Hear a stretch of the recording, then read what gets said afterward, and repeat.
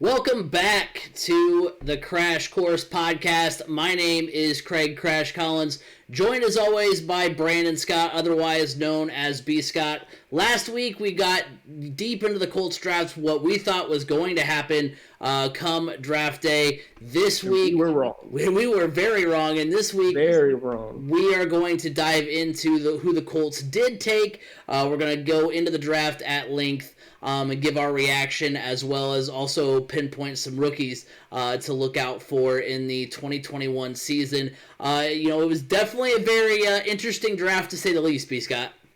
Yeah, it was. I'm very disappointed. This, for a make or break draft, this seems to have come up as a break, and I agree with what Indy Star columnist Greg Doyle wrote today in saying the Colts have actually gotten worse this offseason. And I'm starting to believe that myself. I don't want it to be true, but right now I have a very strong feeling that's the case, especially after watching how Tennessee got better, how Jacksonville, even though they're not going to be on it next year, they got a lot better. Houston's a dumpster fire, so at least you can still say you're better than them, just because it would take a lot to not be better than them. Yeah, but I mean, the AFC South got exponentially better as the Colts just kind of said, "Hey, we're good. We'll run it back." Yeah, which, I mean, oddly enough and sadly enough, that's exactly the same kind of mentality it felt like the Eagles were going into when they won the Super Bowl in 2017. It seemed like 2018, 2019, they just were like, all right, we're just going to run it back. Whoever leaves. And at least they were coming off of a Super Bowl win. Right, but that's why I'm just equating it to the fact that, like, that's where, Frank Reich was. That's where, not saying that it's any of his doing, but, like, also where, Carson Wentz is from. So kind of, like, I almost feel like Carson Wentz is still in a better situation overall, but, like, if I'm Carson Wentz, I mean, bringing in Sam Ellinger, we'll get to it later, is kind of not really a necessity. No, I don't think that has anything to do with Carson Wentz. No. I wasn't. That's more of an indictment on Jacob Eason. No, I wasn't. Remember, there's only two quarterbacks on this roster. There's only two quarterbacks. You do need a third quarterback. Right. No, I wasn't trying to say that, like, Carson Wentz should be worried. I'm just saying that, like, you draft Ellinger, which, I mean, if you're Wentz, kind of gives you a little bit of the heebie-jeebies because of what happened with Jalen Hurts last year, although that's not going to happen. And then also just the fact that, like, this team, like, played it up this season as if getting the quarterback, was going to kind of be the final piece, and we'll go from there. And this year, based on this draft, it's not gotten any better. No, especially when your biggest need, you did not really address at all when you could have. Right. So let's go ahead and get into it here. We do have Dusty in the chat. He does ask, how do you think Mac Jones will do in New England, and how Devonta Smith will do in Philly? I think Devonta Smith in Philly is going to be, is going to have a standout year. I think one of the things that Philly's been missing the last few years has been, I mean, besides, needing to improve their offensive line immensely, is the fact that they don't have that wide receiver that, is just that kind of standout guy. Because during that Super Bowl run, I mean, they had a lot of good wide receiver talent, including Alshon Jeffrey, who was really good for them. And then, I mean, yeah, they had, the last few years they've had the likes of an aging Deshaun Jackson and Nelson Aguilar, who was, okay for them for a while, but they haven't had that, great talent around them. And, I mean, it seemed to be the theme of pairing up quarterbacks with their old wide receiver talent, as we saw with Jamar Chase as well. And then as far as Mac Jones does, I mean... then you also, not wide receiver quarterback tandem, but Trevor Lawrence and Travis Etienne. Yeah. They were like, hey, did you guys play together? All right, we'll put you together. That's what we're going to do. And then, yeah, Mac Jones in New England. I mean, I think Jalen Waddle ended up in Miami. Yeah, with Tua. Yeah. Yeah. Yeah, that seems to be the formula. But yeah, as far as Mac Jones in New England, I mean, that's one of the best positions, you could have been put in. As far as, like, that's the second best position behind Trey Lance, in the sense that already having, like, a good system around you, you were just kind of the final piece. So I think both will have good seasons this year. I love it. There was somebody posted like a GIF of Mac Jones walking out to the stage, and it said Mac Jones walking into the Patriots training facility, ready to take over the number 1 QB snaps. I thought it was funny because he was walking with a purpose. But yeah, I think it's going to be a good fit for him in New England. Do I think he's going to be the next Tom Brady? You can't say. You don't know. But if there's somebody that can, I think he can really succeed there. Oh yeah, for sure. I think it is going to be a really good fit for Mac Jones there, and there. I did see. You're talking about seeing stuff. The people are putting together. I like. I've seen the TikTok of Bill Belichick walking out of the tunnel and Mac Jones walking towards each other, and they're like the exact same walk.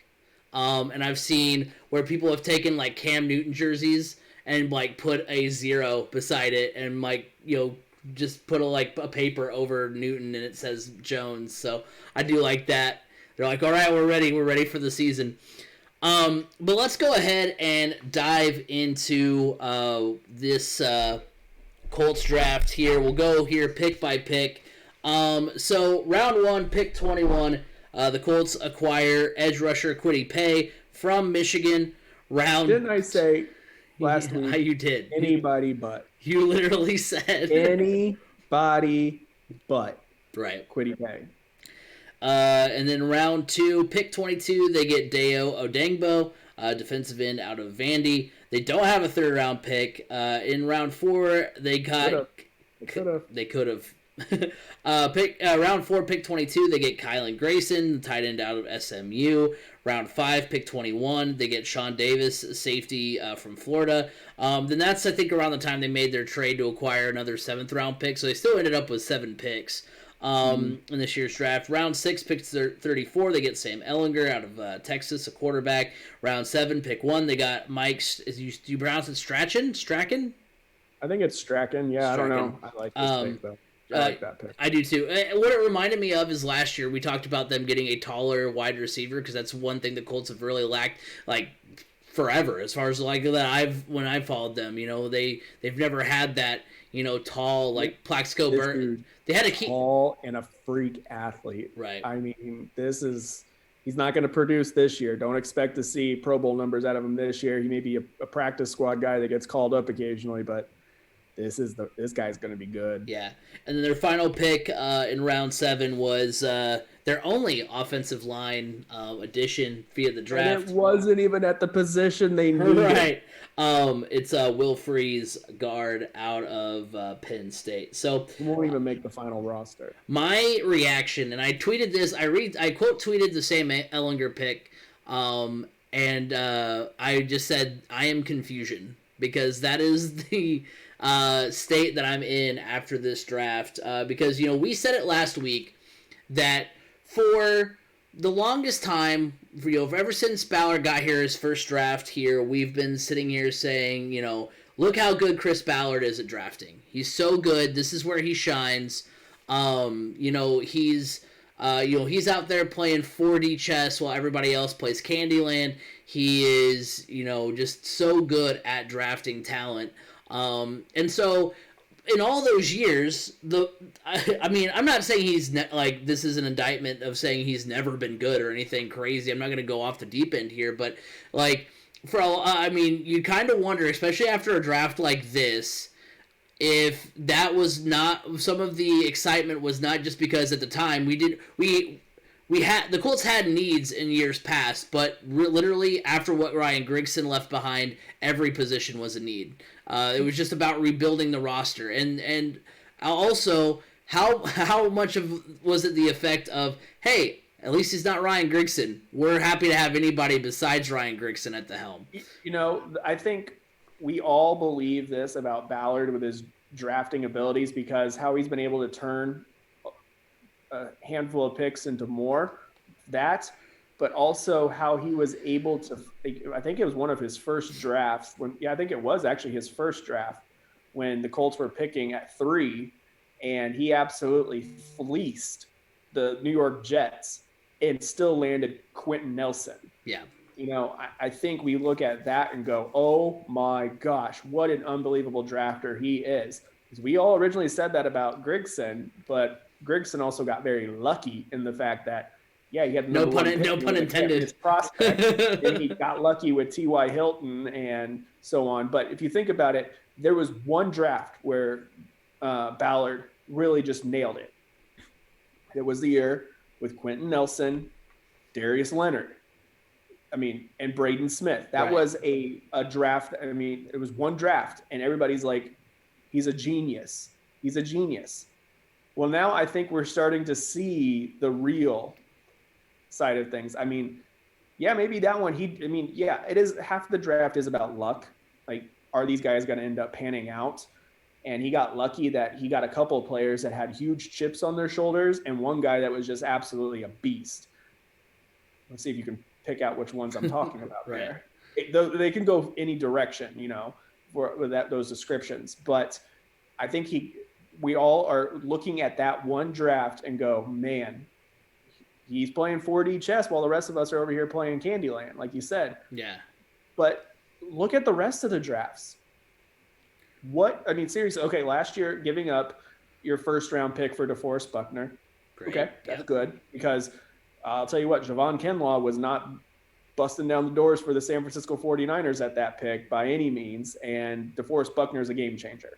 Okay, that's good. And then you end up getting Michael Pittman Jr. in the second round with the Jets pick, going back to when you fleeced the Jets. Great. Okay. But beyond that, beyond Jonathan Taylor, too.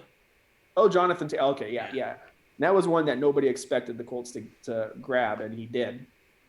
Which that is the common theme, it seems like, with Ballard. He grabs players that people just don't expect. Now, everybody was expecting Kwity Paye, and that's why I said anybody but Kwity Paye. Yeah.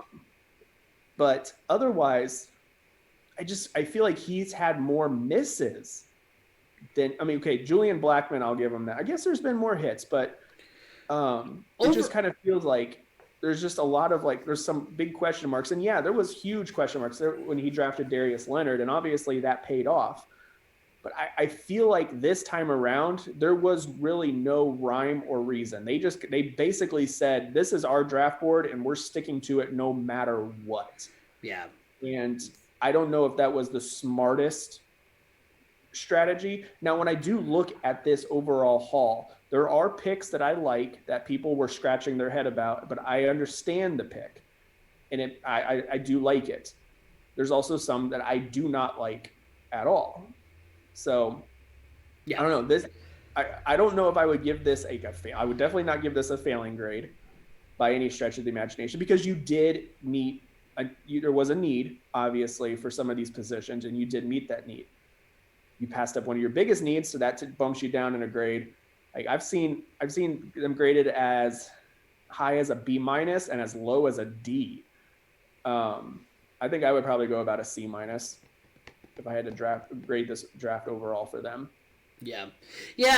For me, I summarize it best as just this draft was Seattle throwing on the goal line in the Super Bowl when you had beast mode.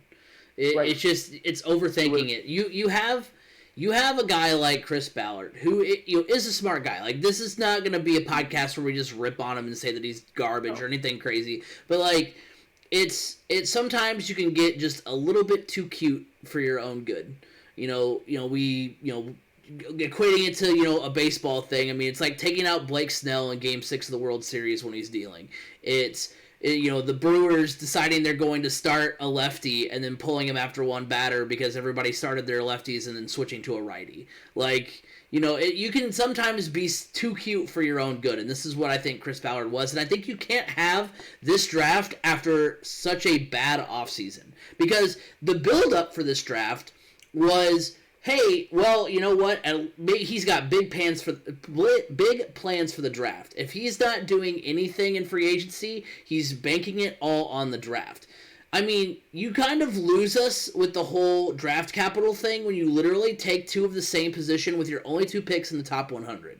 It doesn't make any sense to me. The positions that the Colts did draft were either free agents that the Colts were in on or what weren't really a top need. Like if they, they don't draft a wide receiver until round 6 or 7 with Strachan, they could have gotten a John Ross or somebody who they were supposedly in on. You know what? I really don't view wide receiver as that big of a need, especially when you have a player like Zach Pascal that's coming back. You have I forget his name. I think it's LaMichael something off of your practice squad who was an eye opener at points this year. There were wide receivers that really stepped up this year when other players were injured. You're bringing back Ty. Okay, I like it. Michael Pittman's going to be healthy and take that next step. I think Denzel Patman is going to take a huge step and be a big target as well. So I don't believe wide receiver was as big of a need as everybody thought.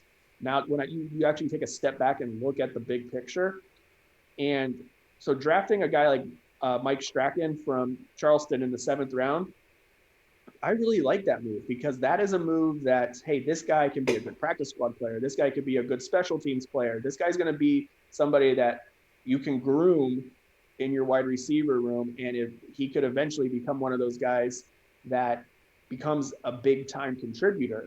He's got the size, he's a freak athlete, and you have that ability with him to be able to work that project. And that's fine. I thought that was a great pick. And because it meets a need that's not a huge need in the immediate future. Yeah. The big thing mainly that sticks out to me is the 2 defensive end things. Because, make it make sense, Chris Ballard. You let 2 defensive ends walk in free agency, one of which is still unsigned. Then you use the first 2 picks on edge rushers. If you would have signed one of them, or even we were talking about, I can't remember if you said it, I think you said it before we went live, if they would have just gotten Odengbo and then drafted a left tackle, for me, that would have changed the complete outlook of this draft. Yeah. And that would have been honestly par for the course. And, like we were saying a little bit earlier, miss me with the, we draft based on best available, not need. I came up with this analogy earlier when I was talking to one of my buddies at work. I was like, so you're telling me, so if you're drafting on best available, does not matter what position, you're drafting on best available. All right. So you're telling me if Trevor Lawrence, a month before the draft, came out and said, you know what I really enjoy after a long, day of football? I like to put ketchup on my mac and cheese. And they say, okay, well, we question his ability to make decisions now, so he's going to actually fall in the draft. You don't like ketchup on your mac and cheese? No. You like ketchup on your mac and cheese? No. Okay, I was going to say, I was like, maybe I'm in the minority here. But no. Have you ever had ketchup with your grilled cheese? It's amazing. Really? I've not tried it, to be honest. It's a dip. Dip it. Try it as a dip. Okay. You will. My wife got me onto that, and game changer. Ooh, okay. I might have to get in on that. But yeah, it's like, so, and honestly, let's say it makes everybody question his decision making, which, I feel like that's how they grade some picks nowadays. Like, oh, he's a terrible decision maker because he doesn't like to, he puts pineapple on pizza, which I also like, by the way. I think is a way to go. But anyway, so let's say that point is, let's say Trevor Lawrence dropped to the Colts at 21. You're telling me you're going to take him after just trading for Carson Wentz? You're gonna be the Chicago Bears and literally have 3 quarterbacks to choose from, to start the season next year. So I think it's a veiled way to say, hey, you know what? We didn't want to pay the at least $7 million it would have cost to either bring back Justin Houston or sign re-sign or Danico Autry. We'd rather have 2 defensive ends, 2 guys on rookie contracts than have those 2 guys. It reeks of that, and it's just so confusing to me. Like I said, I think Ballard just got way too cute with this draft. Yeah, I think he took to heart the Ballard knows how to find the diamond in the rough, and he was like, I'm just going to find all the diamonds in the rough this draft, and he just went to look for the rough. That's all he did. Yeah. Now, I will tell you this. I do believe they went after 2 defensive ends One's more of an edge rusher, one's not. I'll get into that here in a second. But I do believe, Danico Autry wanted more years probably than the Colts were offering. And I believe that's the same thing with Justin Houston as well. I think the Colts are trying to get him on 1-year deals so they don't break the bank or anything on extensions for Braden Smith, Quentin Nelson, and Darius Leonard, which, makes sense. Now, so by drafting 2 edge players or DNs, you are getting them cheaper. With getting Kwity Paye in the first round, you do get that 5th-year option if you choose so to use it, which who knows if that will be up for him or not. The back-to-back picks is not too surprising because of how much Chris Ballard values the trenches. He knows that in order to be a successful team, you need to control the offensive line and the defensive line. So that's not too surprising based off of his philosophy. I'm not saying the Kwity Paye pick was a good pick. I'm saying, edge in the first round, that's a big need. You needed that if you weren't going to re-sign those guys. Okay. Deo Odeyingbo. Yeah, they had like the phonetic. They had the phonetic pronunciation in the Hooked on Phoenix. They had that in his like little draft bio. Okay. So it's right, Odengbo. So Odengbo, I really do like this pick. I'm going to get into this pick before I get into the Kwity Paye pick. Okay, because we're going to talk about Kwity Paye here in a minute. Do you want to hold that for hot or cold? Can I hold the Kwity Paye? Well, I mean, we're going to talk about both of them. Okay. Yeah, I'll hold this, but this it's mind-boggling. I can understand more taking Odengbo in the second round because by that point, all of the top upper tier offensive linemen were gone. They were gone. Taking anybody else at that point would have been a stretch. I would have possibly, if you weren't high on Odengbo or anybody else there. I mean, yes, there were some good wide receivers left. Therese Marshall was still there. Would have been a great pickup. You could have also at the same time traded back, tried to get some more picks for earlier rounds rather than another 7th round. And you could have taken Brady Christensen a little bit later on, but again, that probably would have been a stretch. So I do like the Deo Odengbo pick. It makes sense based off of Ballard's philosophy of wanting to control the trenches. But I'll get into more about them here in a little bit. But otherwise, yeah, I agree. He tried to get too cute. He definitely tried to get too cute. And like I was telling you, like I said earlier, he better have an ace up his sleeve because going into this season with Sam Tevi and Julian Davenport as your left tackles and Will Holden, yikes. I mean, Samuel Tevi, according to Pro Football Focus, over the last 3 years, Samuel Tevi has given up the most quarterback hits in the entire NFL. That is not good. And as of right now, that's who Ballard is like praising. Like, oh yeah, we really like Tevi. We really like him. What are you talking about? Giving up the most quarterback hits over the last 3 years in all of football, and this is the guy you want protecting the blind side of your cornerstone quarterback that you just sold the farm for. A guy who has a history of injuries. And then Davenport, who's played on so many bad teams here as of late because he's been a bust. That is not good. Unless you are willing to go out and try to now grab the left tackle, like something Leno. I can't remember his full name. I just saw it a few hours ago that Chicago released their Pro Bowl left tackle. He's like 29 years old. He's younger. He's in his prime, and he'd be a really good pickup. I mean, obviously, a lot of people are going to want him, but if you're going to go out and get him, or if you're going to go out and try to get Eric Fisher, I'm all for that. If you have a bigger plan in place, but saying, yeah, we're going to roll with Tevi and Davenport, yeah, no.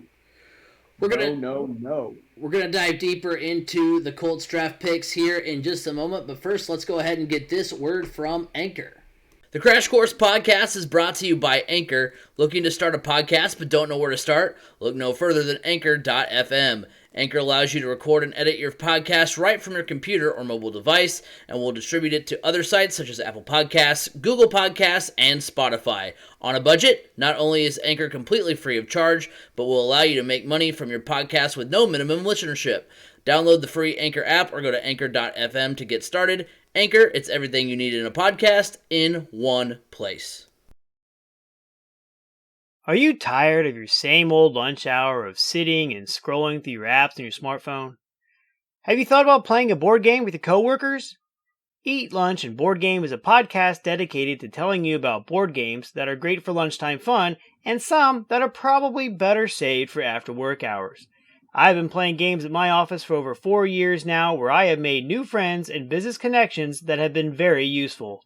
Board games build bridges. All right, I want to apologize real quick to my cousin Adam, who does Eat Lunch and Board Game. We're not just going to hear from Anchor. We're also going to hear from my cousin's podcast as well. Go check it out, Eat Lunch and Board Game, where he covers a lot of board game content. We also want to remind you that you can follow us on Facebook, Crash Course Podcast. Go ahead and follow us over on Twitter as well, at Crash Course FM. Go to our YouTube channel, 3C Media on YouTube. We have the MCT Podcast, our YouTube exclusive content. That comes out every Saturday, as well as you can see this podcast in its entirety if you do, in fact, miss the live recording that happens at twitch.tv/3C Media. That, of course, happens every Monday night. And then also you can also find us on the audio sides of things at Apple Podcasts, Google Podcasts, Spotify, wherever podcasts can be heard. You can hear the Crash Course Podcast. We have Dusty in the chat asking about what our thoughts are on Aaron Rodgers. We'll see what happens, man. I don't know really. You know, it's funny because that news happened like right before the draft. And then the Packers go and pick a corner with their first pick. So it seems like they're not super concerned about losing Aaron Rodgers. And I haven't heard really anything about it since. I know there is the main rumor is he could be going to Denver. That's really the only that's been a rumor since like Thursday. Gotcha. Well, and like the thing is too, like I don't know where he's not going anywhere. Yeah, he's gonna retire. Really? You think he's gonna retire before he goes anywhere else? He wants to move out closer to the West Coast because he wants to be closer to his fiancee Shailene Woodley, who rose to fame in the ABC at the time ABC Family hit TV show. I don't know, Teenage Pregnancy or something like that. No, Secret Life of an American Teenager. Yeah, where everybody was getting pregnant. That was just the premise of the show. All teenagers just want to get pregnant. But yeah, that's his fiance. She's like 28. Gotcha. But I mean, that's where he wants to go. He wants to go out there, and apparently he wants the GM fired because literally a day after he had high praise for one of these younger wide receivers, they cut the wide receiver, like almost like in spite of, like, oh, you like this guy? You actually have somebody you want to have success with? He's gone. It's like somebody said, they're Brett Favre-ing Aaron Rodgers. They're doing to Aaron Rodgers what they did to Brett Favre with Aaron Rodgers. Gotcha. And that's just the way the Packers run things, I guess. So he's threatened to retire if he doesn't get traded. And the Packers are like, yeah, we're not trading him because that's not a good look for us. So I guess the Jets, if they're going to do the same thing to Brett Favre that they're doing to him, or they're doing the same thing to him that they're doing to Brett Favre, should the Jets then get super excited because they're going to end up with Aaron Rodgers? No, I think, like, honestly, too, like, I don't even know where he would go at this point because all the teams that really needed quarterback help this year, I mean, obviously, like, I'm not saying no one would want him because obviously you have an opportunity to go get Aaron Rodgers, you take it, but also, like, all the teams that needed a quarterback have already addressed that need. And so, like, teams that San Francisco really? I mean, I'm okay. So, like, San Francisco, I don't think is going to start Trey Lance week 1. But again, they're leading more with Garoppolo. Right. If you wanted to, you could trade Garoppolo to Packers. But they have Jordan Love, though. Are they ready to start Jordan Love? You still need another quarterback. I mean, I guess. Like, that's the thing. Like, all the teams I could see them trading for, like, oh, you can could you imagine? Oh my gosh, this is the move right here. Could you imagine if they trade Aaron Rodgers to Houston for Deshaun Watson? Oh my gosh. Well, it would be even a worse position. Saying, if I'm Chris Ballard, I'm at least calling the Packers and offering Carson Wentz multiple first-round picks and Naheem Hines. I mean, I could not imagine Ballard because, draft capital, man. Yeah, draft capital. You already don't have a first rounder next year because you traded for a quarterback. Right. Now you're going to trade more first round picks and the quarterback you traded a first round pick. I'm already a big fan of Carson Wentz. I would become even more of a fan of him if that happened because, like, dude, imagine you finally get out of a terrible situation like you were in Philly, and then you just trade that in for an even worse situation in Green. Yeah, where they're like, oh, draft a wide receiver in the first round for our MVP quarterback? We would never do that. Oh, that's rough. That's a rough idea. Why would we? No. Not at all. So let's go ahead and get into dive deep into this draft class here for the Indianapolis Colts. We're going to do hot or cold class of 2021 edition, where we basically go through every pick and tell you whether it was a hot pick or a cold pick. And so we're going to start with Kwity Paye. Ready. Get your sweatshirts and parkas on. It's going to be a cold one. So go ahead with the first round pick here, Kwity Paye, the edge rusher out of Michigan. For me, it's a cold take. I mean, he was the second team All Big Ten player in 2019 with 50 tackles, 12 tackles for loss, and 6.5 sacks. He's explosive. He's a good leader and has good leverage. However, his weaknesses, according to NFL.com, his production does not match the traits. His awareness and instincts are lacking, and has an unfocused playing style. So, experts grade the pick very well because of his potential, but he's very raw, and that's kind of the thing here is that they drafted, in my opinion, you can tell me if I'm really far off here, they drafted the defensive end equivalent of Darius Hayward-Bay. Has a lot of raw talent, really fast, really freakish athlete, but he's just kind of missing the most critical part of playing that position. Right. So, like, that's all I've heard ever since they drafted him. He's fast. I'm like, cool. Can he do anything? Like, what is he gonna do? Catch the ball. Yeah, can he do anything else? Like, oh my gosh. Like, that's the thing is that, like, the experts draft, like, grade it really well. We know the track record as far as experts saying, how good the pick is. We'll see how good the pick really is. I mean, they love the pick of Bjorn Werner.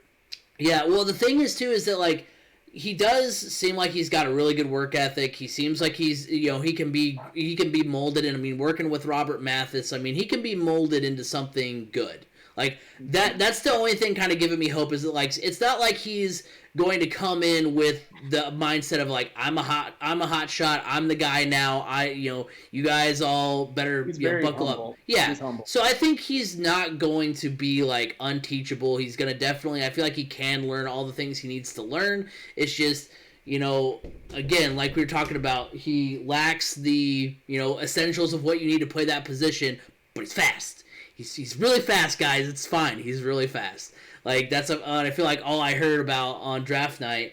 So I mean, if you were going to take if you're looking really long and hard at defensive end anyway, I know we're gonna get into why Odengbo is a little bit more than just that here in a second. But I feel like you could have addressed the left tackle need in this round and then gone to get your guy in the second round. Yeah. So I agree. This is a cold pick. Okay. Look, I totally agree. Kwity Paye has freak traits. He's big. He's strong. He's super athletic. He checks all those boxes. And, one of his best years was when he was under Don Brown, who was a really good defensive coordinator when he was at Michigan. However, I do not. He is looked at as a project. If this draft was make or break, like it was, You do not waste your first-round pick on a project. You didn't have a first-round pick last year. Yes, you got the Forrest Buckner. I understand that. And you're not going to have a first-round pick next year. You do not have that many picks this year in the first 2 days, the top 100. And going with Kwity Paye is a huge stretch. Why? As an edge rusher, you have to have moves. You have to have pass rush moves. Kwity Paye does not have a go-to pass rush move.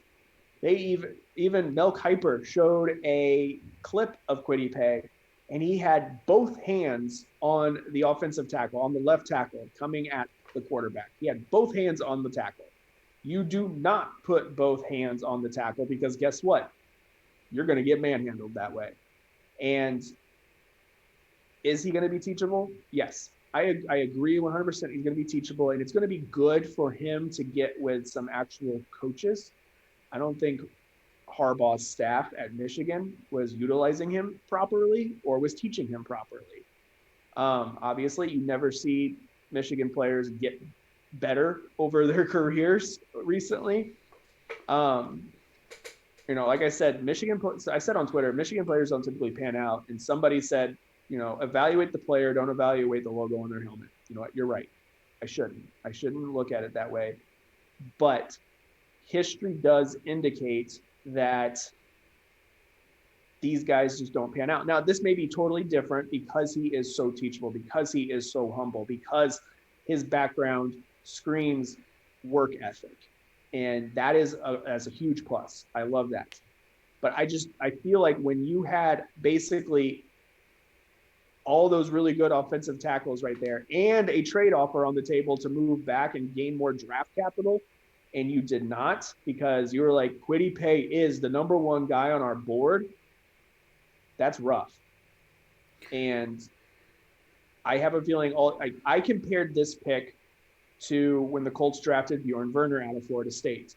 Somebody that, freak athlete, has the size, he's going to be fast, this, that, and the other. And he just needs to be coached up a little bit. He needs to be coached up some.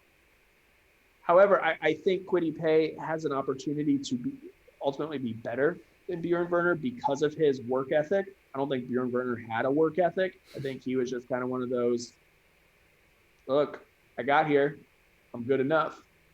And obviously that didn't work out. The Colts really ultimately do not have they hit on Dwight Freeney and Robert Mathis, but they do not have a good history of drafting defensive ends or edge rushers. Yeah. If you think about it. Jerry, what was his name? Jerry Hughes. From TCU. Jerry Hughes.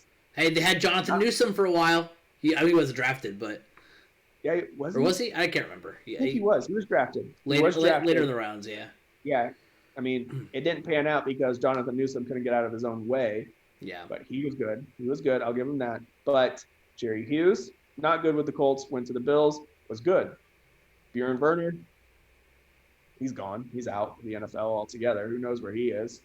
So that's a little rough. No, what's funny is that, the experts loved this pick, but I have seen a couple mock drafts for next year already, and they have the Colts picking because obviously right now you don't know if it's going to be a first round or a second round pick going to the Eagles. So they have the Colts picking, and they had the Colts picking defensive end Aiden Hutchinson out of Michigan. What? What? No. No. And I don't know. See, and that's what I don't like about. I'm going to say this is. I'm worried this could potentially be a bust of a pick. I'm not going to. All along I've been on the bandwagon of anybody but Kwity Paye. Yeah. I know that, but I'm not going to sit here and root for him to fail because I want to be right. I want to be wrong. Oh yeah. I really, really want to be wrong in this, and I want him to come out and be an amazing player. Like everybody made such a big deal of, the moment of the night was Kwity Paye telling his mom, "You can retire." I was thinking, let's hold off on that talk for a while. Maybe you can cut back on your hours, but go back to part time. Let's actually see what can happen because right now you have zero pass rush moves, and yeah, maybe when you're playing Eastern Michigan, you could overpower an offensive tackle. But guess what? That's not happening in the NFL. That's not going to happen in the NFL, bud. And you got to learn something. You got to get some moves. And what worries me is that there is no veteran presence in that defensive end room to help groom him.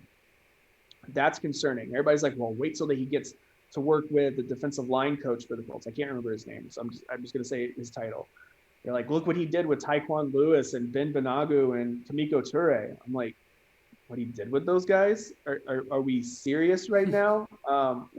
This is one of our big needs because those guys never panned out. I mean, what are we doing here? What are we? Yeah, you're right. We're drafting two defensive ends because we're really loaded at that position right now. I mean, are we serious right now? Like, I'll wait till he gets coached up by this guy. We're still waiting for those other prospects to emerge as something. Yeah. So I'm just like, I can't give this a good grade when there was Christian Darrisaw was sitting there. And then when he gets drafted a couple picks later, they're like, this guy is cut from the same mold as players like Anthony Costanzo. I'm like, are you kidding me? You got to be kidding right now. I mean, Anthony Costanzo retires and the future Anthony Costanzo is sitting right there. Yeah. And you're like, Kwity Paye's the guy. We can't pass up on Kwity Paye. He's the best player on board, man. That's all we care about. I'm like, they're the guy in a fantasy draft that takes. He's not high on any of those left tackles, but we're high on Samuel Tevy. So get out of here. Right. Get out of here with that talk. Gosh. You're telling me you're the guy in the fantasy draft that just leaves it on auto draft because it's gonna take the best available anyway. So I mean, might as well. A couple things, dude, that's what, you talked about what they're projected to do next year. That's what I hate about, like, the expert, like, I mean, I know it's way too early, but, like, dude, just because it's been, like, you can't just keep rewriting it every year as, like, a need for the Colts is edge rush, a need for the Colts is edge rush. Let's make that the next 5 mock drafts as what they're going to take. It's like, no. Because that was a need this year, but then they focused on it for back-to-back picks. Right. And so what you're basically saying is that you graded those picks high, but then you turn around and say, oh, next year they're going to take a defensive end. You can't have it both ways. These are either good picks or they weren't, and they're still going to have to try to fix that problem next year. Well, and I think with the same type of player out of the same school. Right. Well, and I think the thing too, you mentioned the whole, like, that response that you got, like, it's not the logo on their helmet, it's the player itself. Like, but there is something to that. I mean, name the last quarterback that came out of Texas Tech that before Patrick Mahomes. Name the last running back that panned out from Alabama. Before Derrick Henry did. I mean, you had some other ones that stuck around for a while. But I mean, like, Mark Ingram didn't, have the impact. On fire, but I mean, he's had. I'm not saying that I'm not saying that there's quarterbacks or running backs from Alabama that have been total dog crap. But what I'm saying is, like, Josh Jacobs, Trent Richardson. Yeah. Oh my gosh. I mean, T.J. Yeldon. Let's go. T.J. Yeldon's been better. Yeah, he's been serviceable. Yeah, he's been all right. But yeah, like Josh Jacobs, Mister, I came into camp 390 pounds. I'm a running back. No, you're not. You're now a nose tackle. Oh my gosh. Yeah, like big boy. Because that's the thing too. Is like, it's not to say that like when's the last quarterback to come out of Ohio State? That's not saying that Justin Fields can't be better. It just means that, like, but based on past history, we're gonna go with the logic. So I do think that there's something to saying, like, hey, when's the last time a good defensive end came out of Michigan? Because it's not been the case. When was the last time a good player panned out? Yeah, from Michigan. Right. Chad Henne, let's go. I mean, seriously. Yeah. Because we talked about it last week. Because I would go the Mario Manningham route in college. Yeah.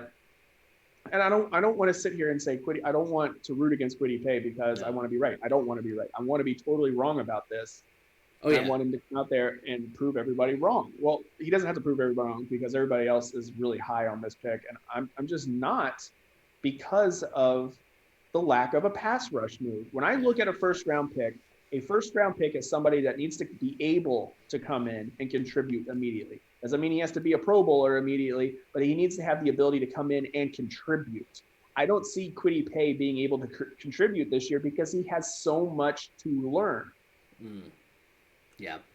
Yeah, I'm with you. All right, so moving to their second pick, Dale Odengbo, defensive end out of Vanderbilt. I think this is cold, and that's mainly because, I mean, you look at his numbers here. This isn't why I'm saying cold, but second team All SEC in 2020. He had 32 tackles, 8 tackles for loss, 5.5 sacks. The reason why this is cold, it's not as cold as it was, pre-show, because you've talked him up a little bit before we went live, and now I feel a little bit better about it. But the big thing for me was the fact that, hey, you just took a defensive end, and then now you take a guy who tore his Achilles in January. So your first 2 picks, even then, one's a project, the other one isn't going to be able to play this year. So, I mean... Oh, no, he's going to be able to play.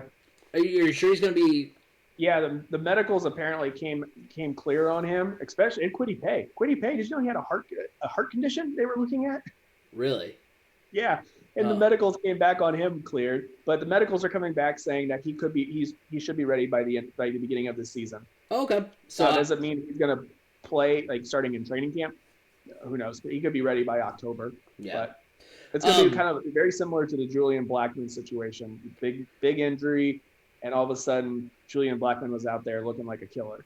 Yeah, and then he's got good physical traits, but talent is raw, so very similar sort of to Kwity Paye in that regard. And then, I mean, in my opinion, we did our mock draft last week, and each of us had the Colts taking a left tackle and a wide receiver with their first 2 picks. I know yours was flipped. Yours was wide receiver, left tackle. So in that regard, you could have addressed those 2 needs. There were still edge rushers.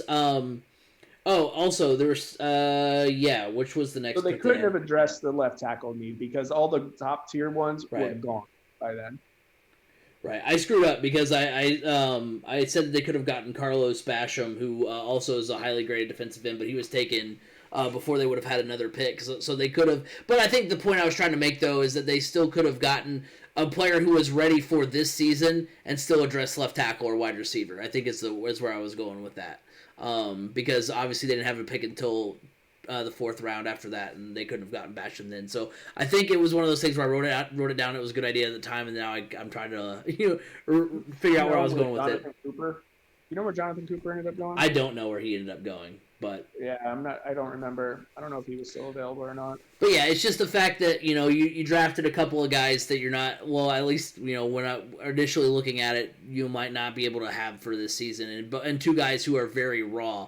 You're going to have Kwity Paye, but don't expect much because there's going to be such a learning curve for him. Right. So yeah, it's cool for me. I think the Deo Odengbo pick is actually hot. Look, they did not draft him to be an edge rusher. They did not.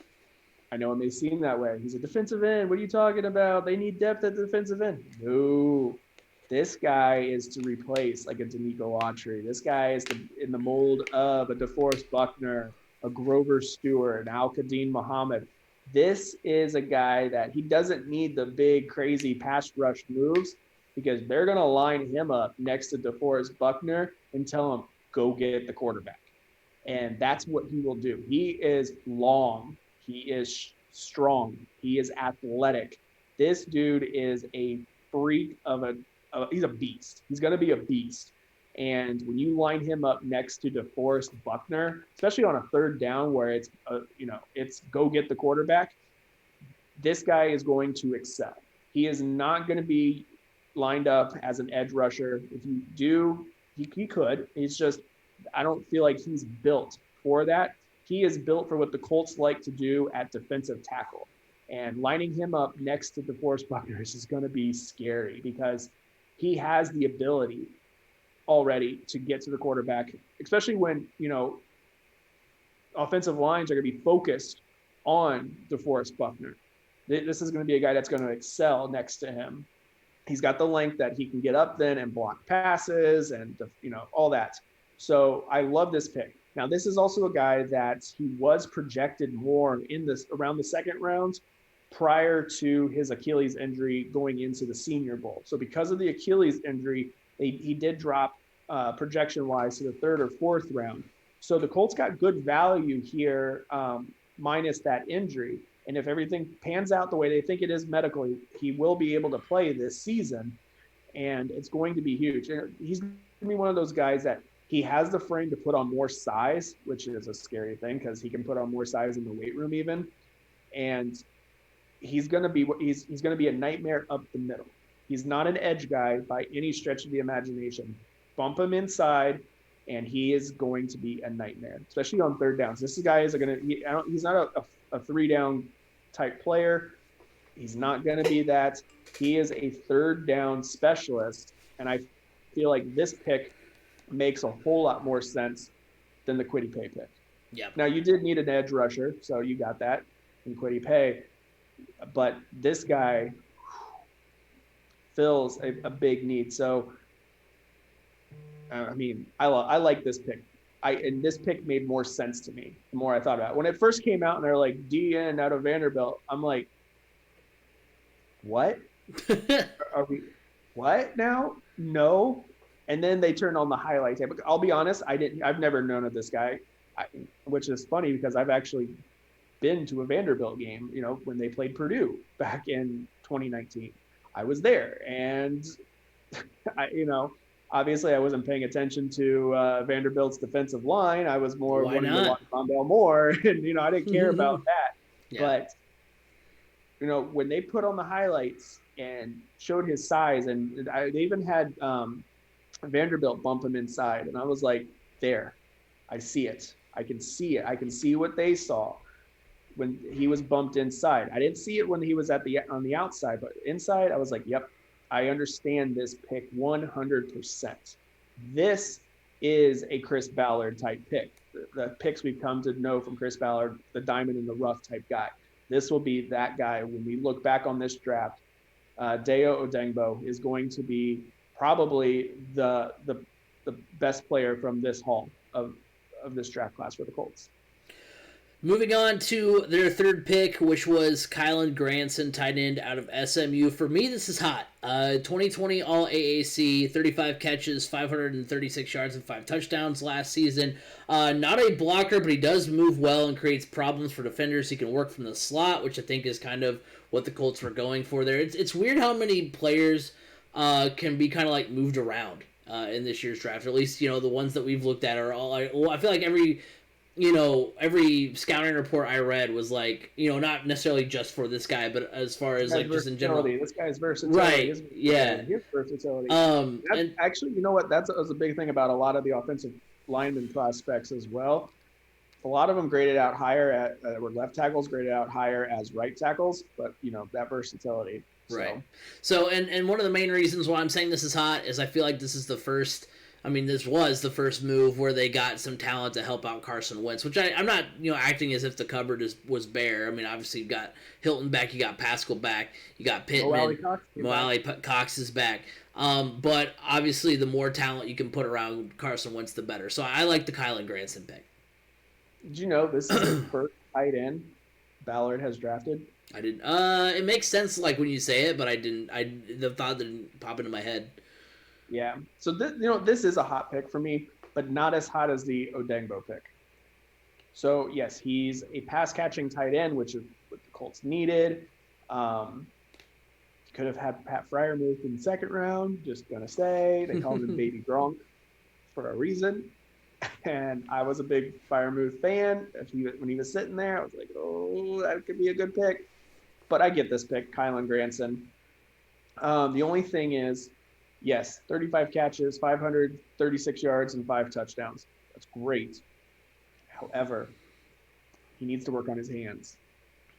He has an issue he has a case of the dropsies, and that is not a good thing. However, the Colts staff does know how to work on that with tight ends. Moali Cox did not used to have the best hands out there of anybody, and last year became one of the more reliable pass catchers for the Colts. Yeah, well, and Ebron to an extent too, right? Ebron. Oh yeah, yeah. Ebron had that same issue and became a really good player, and it carried on with him at Pittsburgh. So I do like this pick. I do feel like he is going to be able to get coached up and get his hands better. And, I think ultimately, I mean, he's going to be a pass catching tight end. His job is to run some routes across the middle of the field, or to make the linebackers have to be honest in the run game. Yeah. And plain and simple, make a few big catches, make them play honest, be a decoy, open up the center of the field for the run game. It's fairly simple. If you know he's not going to be a blocking tight end all the time, he doesn't. There's not a whole lot. He just needs to be able to read blocks on when he's out running routes. You're not going to line him up on the line, a scrimmage, and ask him to be a pass blocker by any means. So I'm good with this pick. I like this pick. I think this meets an area of need as well. I think this need was higher, in my opinion, than wide receiver, because the future with Jack Doyle is so up in the air, and most likely he will not be re-signed. So you did need another tight end. Yeah. And you have behind Mo Alley Cox and Jack Doyle, you had some really good blocking tight ends, but you did not have that pass catcher. And this meets that need. Their next pick was Shawn Davis, safety out of Florida. And I like this pick. It's a hot take for me. 40 tackles, 2 for loss, 2 interceptions last season, for the Gators. His scouting report, like looking it over, reminds me a lot of Bob Sanders, in the sense that he embraces the role of an enforcer. He's fast and physical, and you can use him in the run game. So just, I don't know why, Bob Sanders kind of popped into my head, but it kind of reminds me of the same sort of build where Bob Sanders was a huge asset in the run game, as well as, his skills elsewhere too.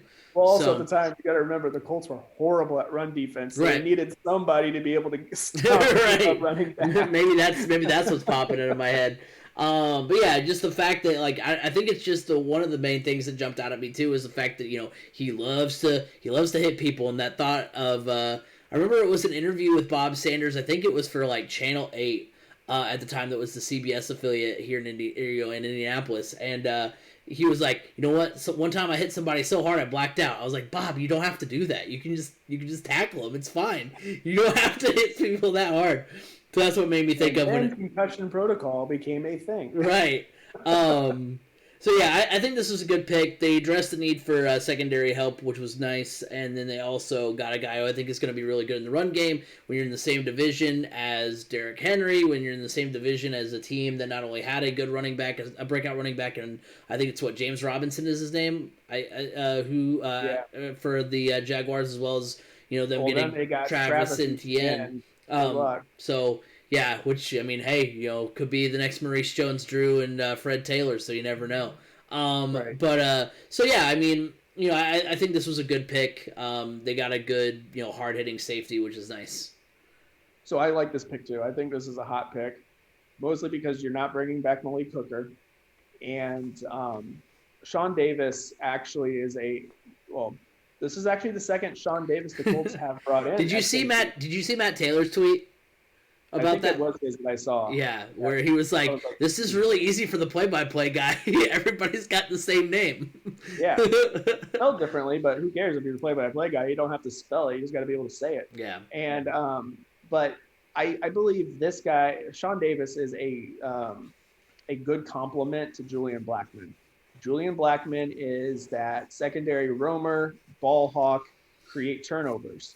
Shawn Davis is that enforcer that you can bring up into the box to defend the run. He's also going to be that guy that can go up and hit somebody.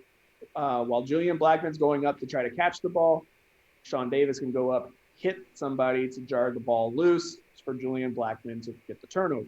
So I think it's a really good compliment moving forward. I know they needed more depth because I'm not 100% confident in George Odom as the other safety.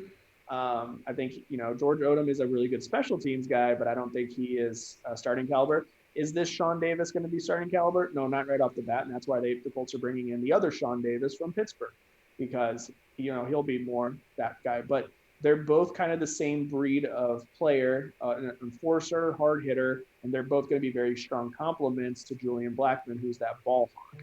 So I really like this pick because, of the tandem it can build going forward in the future with Julian Blackmon in that secondary. This could be a corner.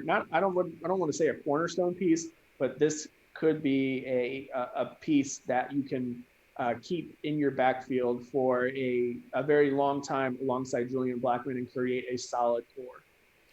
The 6th round pick for the Indianapolis Colts, they were able to get quarterback Sam Ellinger out of Texas. For me, this is a hot pick, and the reason why this is hot is because, simply put, he's better and more polished than Jacob Eason.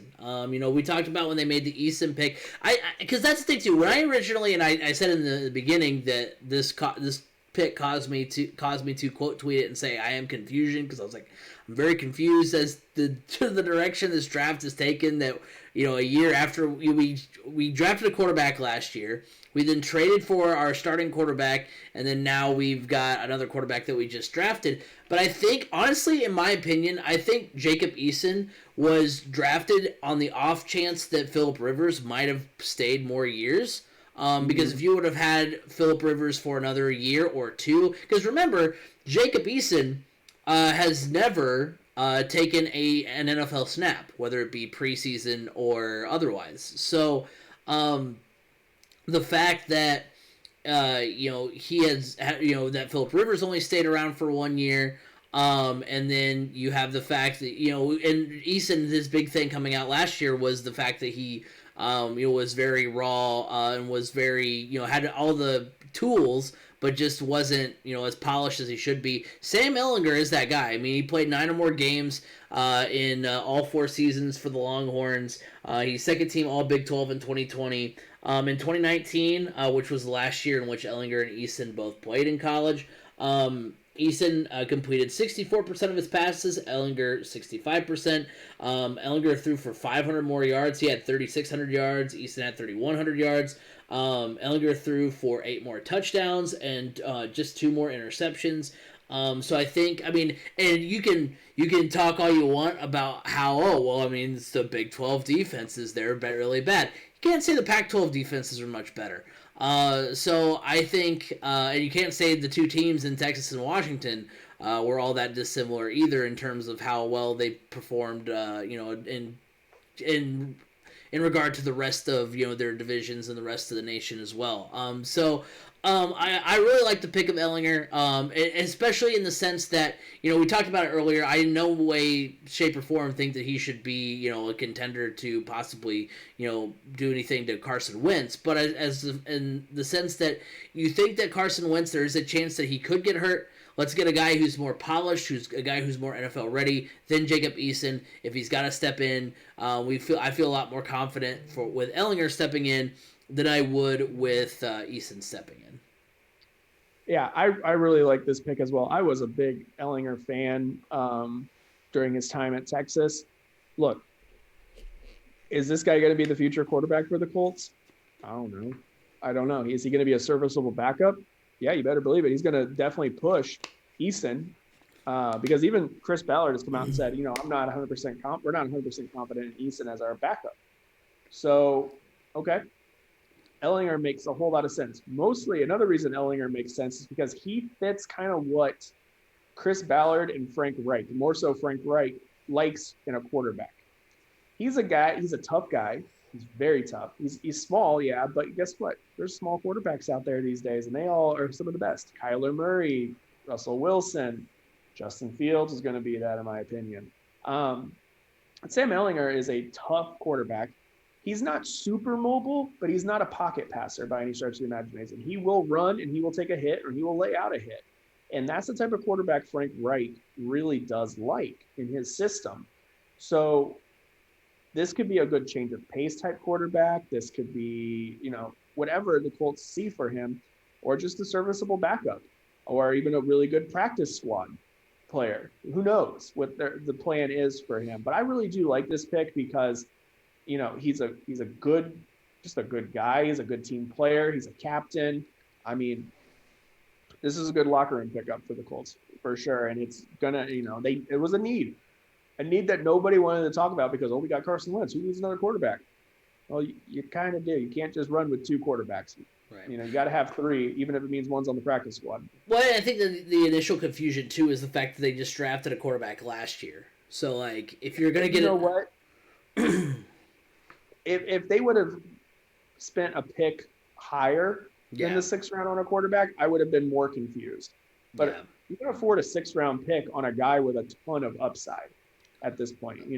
I'm totally okay with this pick. I don't think it's a waste of a pick at all because there are so many question marks surrounding Jacob Eason. But guess what? There's a lot of question marks surrounding Sam Ellinger as well.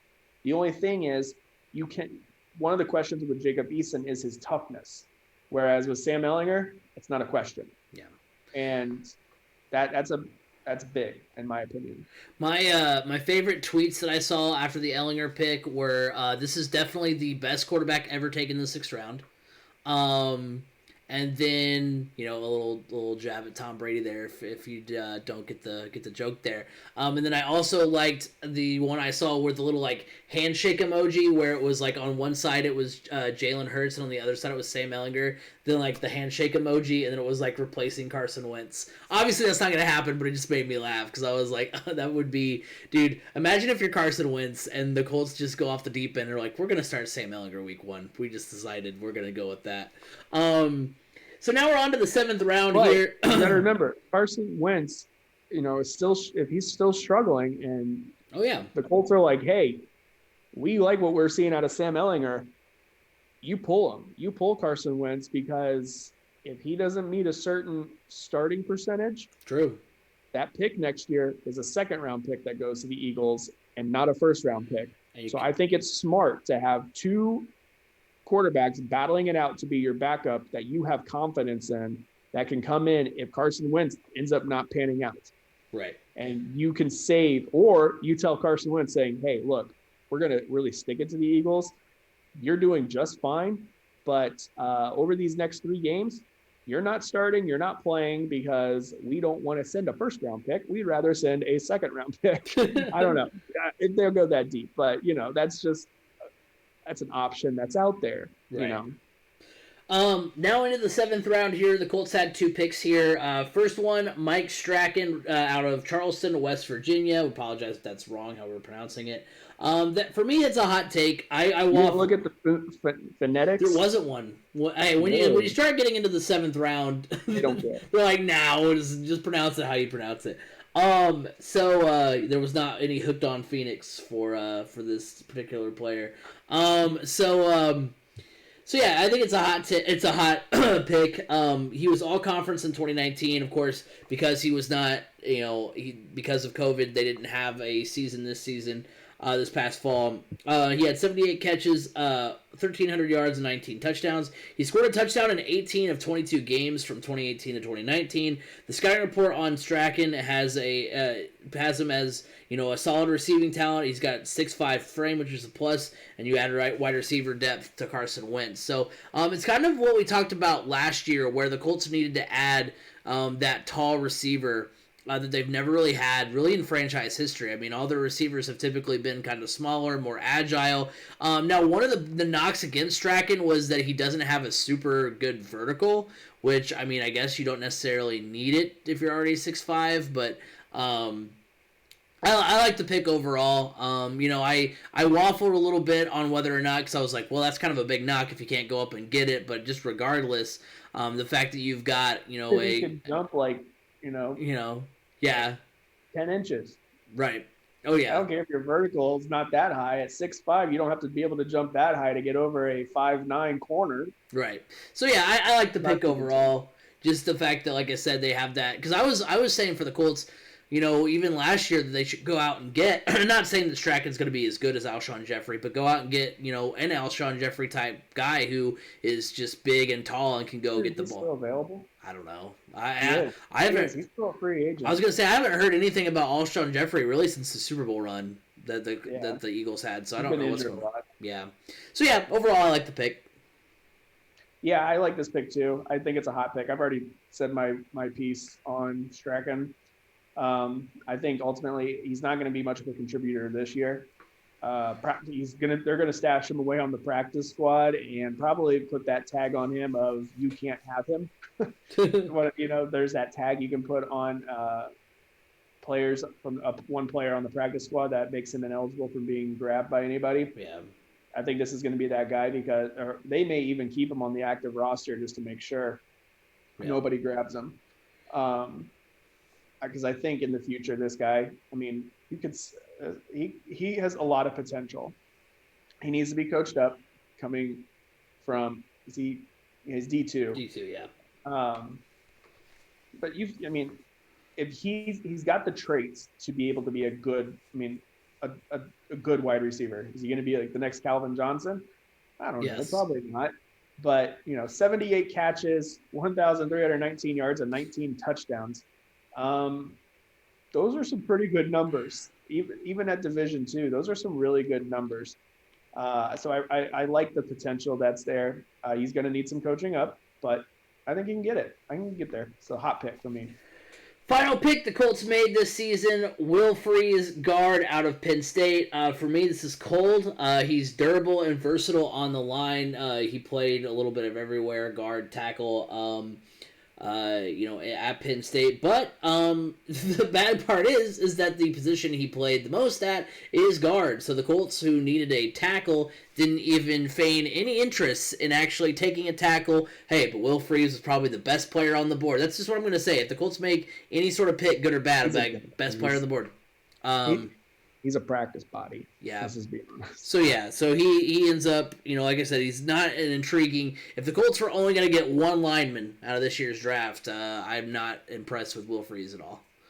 Yeah, I think it's a cold take, but when you get to this point in the 7th round, it's like he's a body. True. Plain and simple, he's a body. Don't really read much into it. If he makes the active roster, great. He'd be a good depth piece, which they do need. They do need depth on the offensive line at guard. They established depth, in my opinion, at the left tackle in the tackle position, but just not a starter caliber. But, it is what it is in the 7th round, even if he just becomes a practice squad player that you bring up and the need here and there for injuries. He's just more competition. Yeah. So, but it's a cold pick just because, he is a guard, like you said. It's not where we need it, but at that point, even if you're drafting a left tackle at that position, at that point, it's like, is he really going to be that much of a difference maker? Yes. They missed out on their starting left tackle. He is your starter. Yeah. Oh my God. Could you imagine week 1? They're like, yeah, Will Freeze is starting at left tackle. He's our guy. I wouldn't be surprised. Yeah, at this point. So overall grade for the Colts, I'm going to put it as a C, because I think overall, like you go back through, the hot or colds. I mean, I think I had more hot takes than cold takes. But I mean, it was average. It was a 4 to 3. I gave them an average grade because it was an average draft, in my opinion.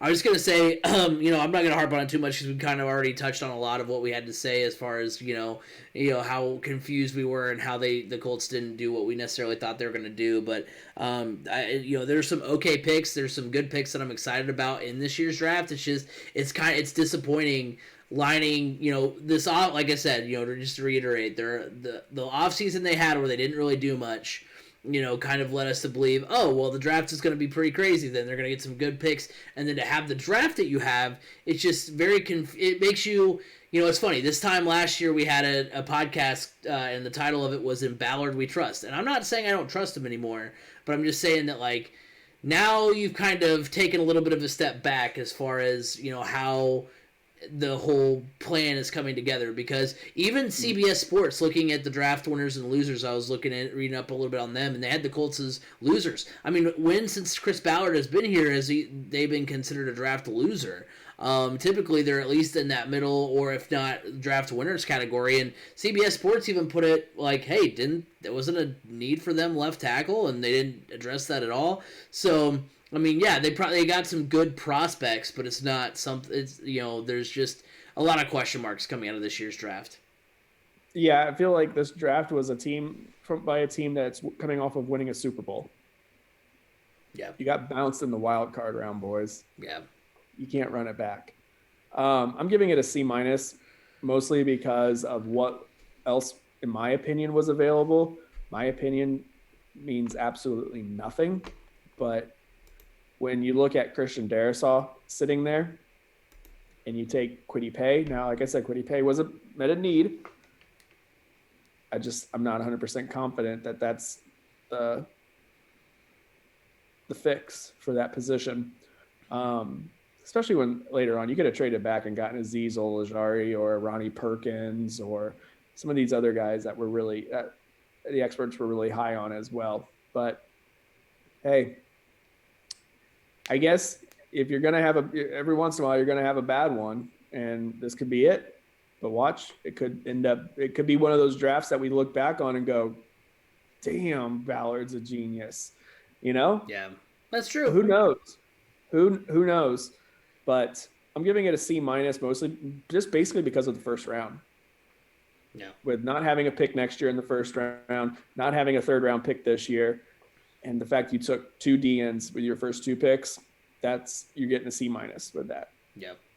Yeah, and we'll see. Like I said, I mean, like you said, it could be very well a good draft looking back on it, or a bad draft. It's just one of those situations where, you just didn't expect it to go this off the reserve as far as a Ballard draft goes. But hey, overall, we'll just see. It'll be interesting to see how the season pans out.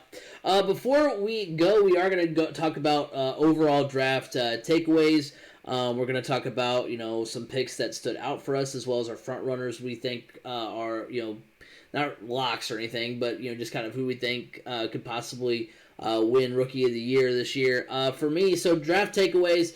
First question is, who is the most exciting pick from this year's draft? For me, I think it's Justin Fields to the Bears. I'm very confused as to where the Bears quarterback situation is going to go. You just got Nick Foles, under contract for quite a bit because he, still has that Jacksonville contract, I believe. You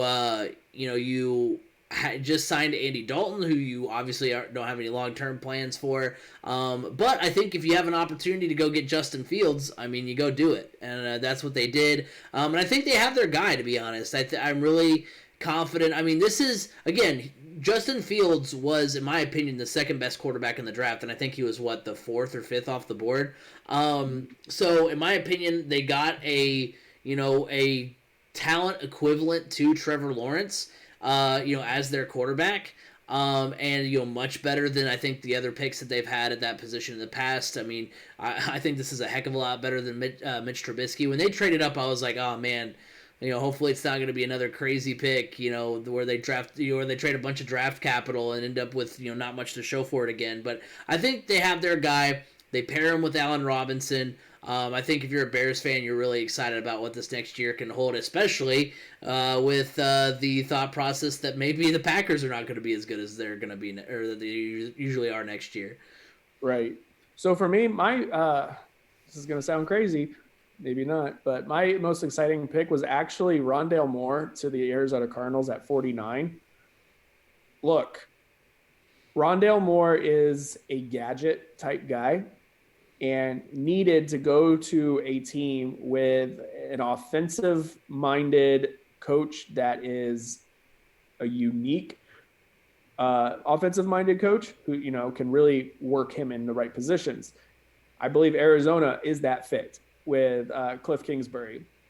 You're going to pair him up with a young, exciting quarterback in Kyler Murray and line him up alongside DeAndre Hopkins.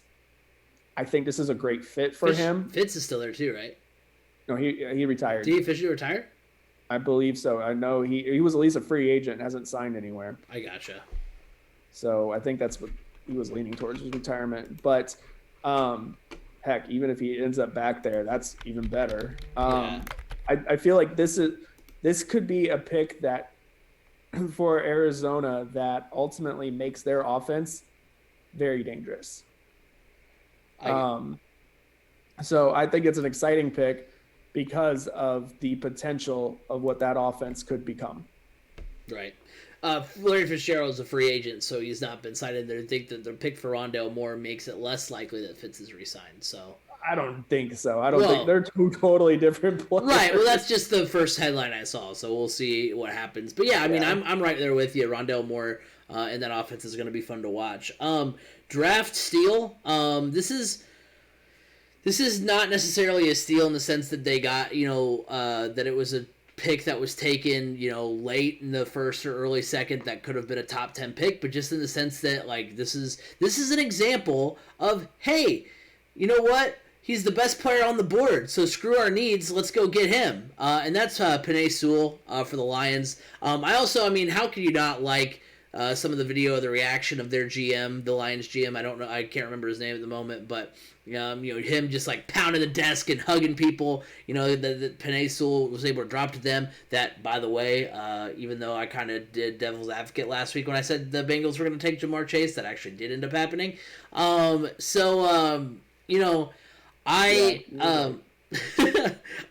can't resist. Hey, you know what? It's guaranteed. If you can put your quarterback with his college teammates, he's going to be successful. That's what everybody did. Yeah, exactly. But yeah, so I think that the fact that Penei Sewell drops to the Lions, I mean, this guy could have Quentin Nelson type impact for the Lions. Oh yeah, as a left tackle. Oh man. Right. So I mean, that's gonna be key. I mean, and remember, why didn't you trade up? Right. Penei Sewell next to Quentin Nelson. Good God, that would have been yeah. Oh my gosh. That would have been insane. Yeah, that's every defensive coordinator's worst nightmare. Like, we're not getting to the quarterback today. Nope. As a matter of fact, our defensive ends and defensive linemen on that side are probably going to go home in a body bag. Yeah, we're actually just going to drop everybody into coverage. We're just going to go that route. We're not even going to worry about it. We're going to load up the right side. We're coming at you from the right. Yeah. But yeah, so I think, so like I said, not necessarily as in terms of talent, that was gotten in the later rounds, that could have been a first round talent or anything like that, but just in the sense that, hey, you get a guy like that fall to you, I mean, that's going to be a great pick. And I can't remember the last, the Lions, have just been the Lions, so you kind of don't remember a whole lot from what they have anyway, but I mean, I can't remember the last time they've had a really good offensive line where you talked about it. So I mean, that's going to be a really good pick for them. I'm really excited for the Lions. Yeah. So my biggest steal, it doesn't make a whole lot of sense when you think about it we just kind of look at it from a surface point of view. But Mac Jones to the Patriots. Mm-hmm. Look, going into this draft, everybody was talking about the Patriots are looking at making a move to jump up into the top 10 to grab a quarterback like Mac Jones. They're really high on Mac Jones. They don't think he's going to be around when it comes around to 15. They're going to make a move to jump up. They stood pat, and their target fell to them. That, to me, is an absolute steal when you do not have to give up any draft capital, which the Patriots do not like doing. They're much like Chris Ballard. They love their draft picks. And they were still able to land the guy that they wanted the most. That is awesome. That is a steal in that sense. But he fell to 15. He's, a one-year starter and everything. No, when you want a player that bad and you are ready to move up for somebody like that, and then they end up falling to you and you do not have to give up any of your draft picks, bravo. That worked out amazingly for the Patriots, and that's a huge, huge steal.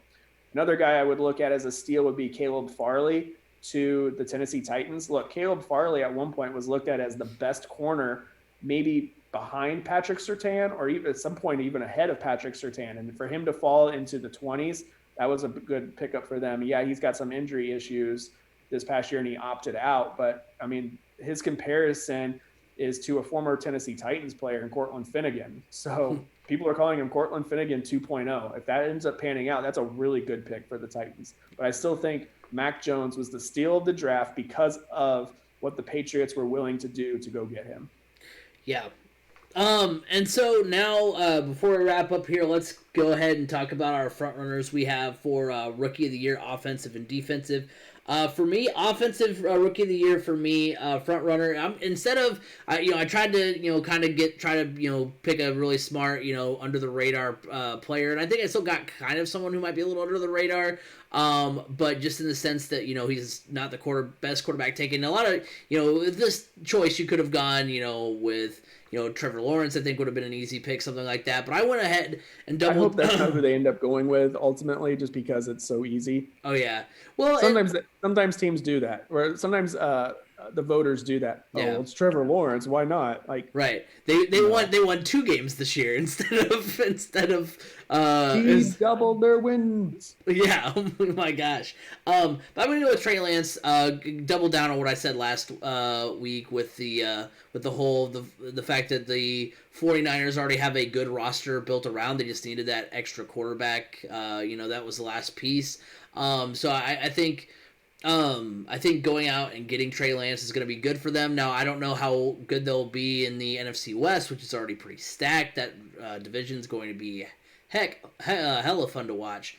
So I'm really excited to see what they do. But yeah, I'm going to go with Trey Lance. I think he could have a really good season. Like I said, I don't think he really has. He's not going to set the world on fire, but I don't necessarily think he has to. And I think he's going to have the 49ers in the playoff race, which I can't really say for Trevor Lawrence. So I think that just that fact alone is going to have more eyeballs on Trey Lance, and therefore will show, if he can, swim and not sink, I think he's going to have a good year. On the defensive side of things, I'm going to go Micah Parsons, just because, when you're a defensive player going to the worst defense in franchise history in the Dallas Cowboys last year, you're going to have a lot to prove, and I think Micah Parsons is going to be that guy. He's going to have an immediate impact on a bad Cowboys defense, so I think he's going to have more opportunities to shine, because if he's out there making good defensive plays, people are going to remember, hey, this was the worst defense that the Cowboys have ever had last year, and he's out here making people look silly. So those are my two picks for Rookie of the Year, Trey Lance and Micah Parsons. So this is tough for me, because if you're going to go quarterback, I'm not going Trey Lance, because I don't even think the San Francisco 49ers are ultimately going to start Trey Lance this year.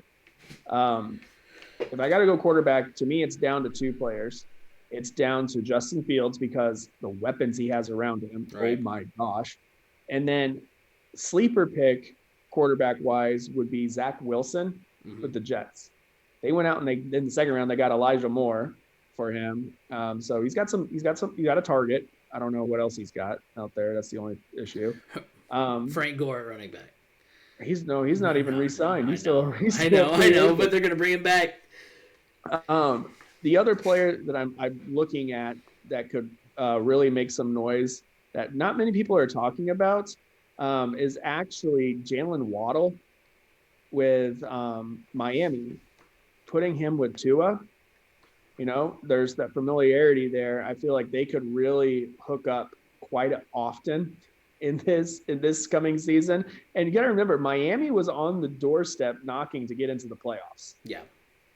So they're not too far off. And I think Jalen Waddle is going to add a different dimension to their offense. And then you put him with his former college quarterback.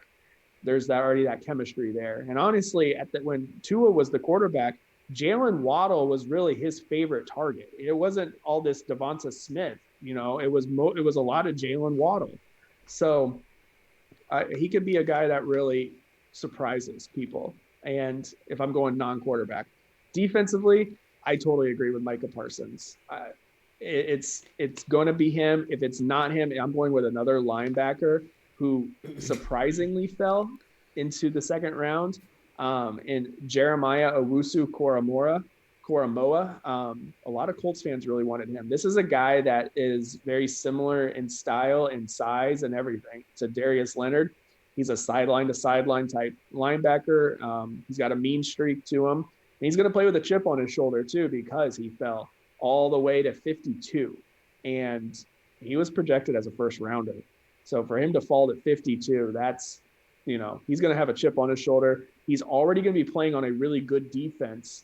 So there's going to be more opportunity, I feel like, for him to shine, because other players could possibly overshadow him, or, as far as like schemes go to try to block them with the Cleveland Browns. So look for Jeremiah Owusu-Koramoah to have a breakout year and win Defensive Rookie of the Year. Well, that will do it for this week's edition of the Crash Course Podcast. Thank you guys all for listening, watching, whatever you did this week. Make sure you go follow us on our Facebook page, Crash Course Podcast. Follow us on Twitter at Crash Course FM. Go to our YouTube channel, 3C Media. We're at 30 subscribers at the moment. Let's get on that push to 50. You can find the MCT podcast there, our YouTube exclusive podcast with the boys. You can also find B. Scott and I there as we post the rebroadcast, but the video from our stream on Tuesdays as well. And we stream our podcast every week at twitch.tv/3C Media. And remember, you can listen on Apple Podcasts, Google Podcasts, Spotify, wherever podcasts can be heard. You can hear the Crash Course Podcast. B. Scott, where can they find you? Find me on Twitter at Brandon_Scott87.